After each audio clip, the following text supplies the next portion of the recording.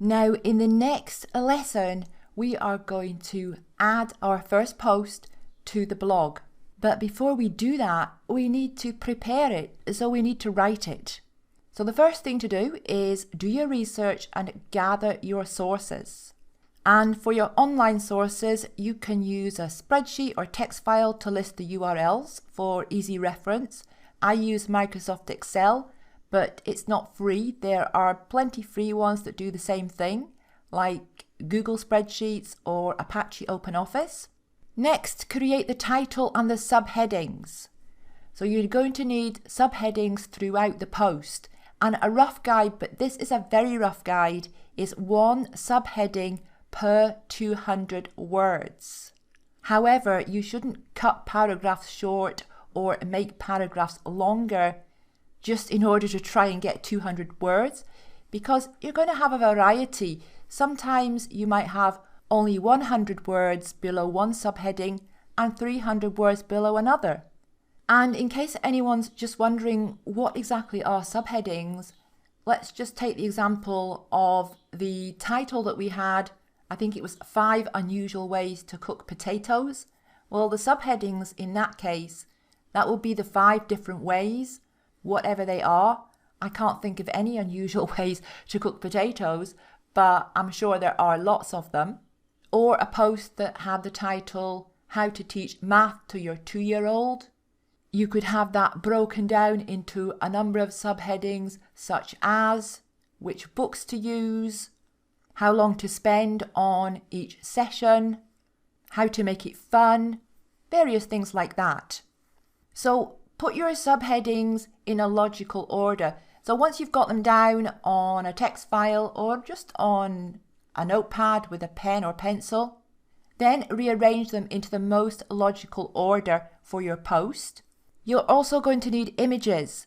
You will need a main featured image, and you'll understand more about what that means in the next few lessons. But that's a big image that features at the top of your post.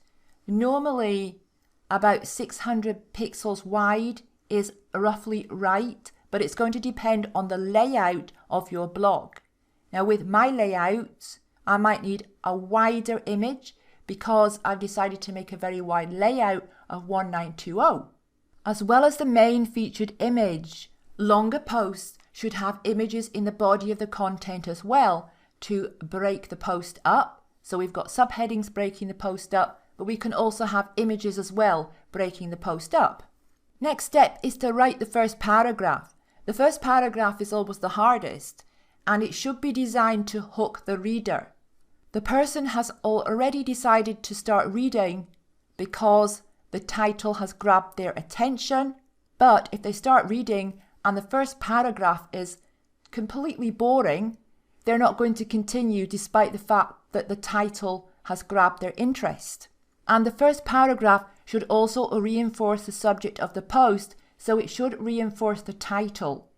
Whatever the title of the post is, the first paragraph should reinforce that. That way you are delivering on the promise of the title. You've got congruency, and that's what readers want. They want to know for sure that the body of the post, what they are about to read, is delivering on the promise of the title. Once you've written the first paragraph, again the hardest part, then write the rest of the post using the subheadings to guide you on what to write. You might need to add more subheadings because once you start writing, you might think of other things. Other things might come into your head and you might think, oh, I need to include this. So you might need to add more subheadings. Do that as necessary. If you're still feeling a bit unsure about this, the best thing to do is go to Google and type in the most obvious search term for the subject of the post that you are writing. Let's go back to the 5 unusual ways to cook potatoes.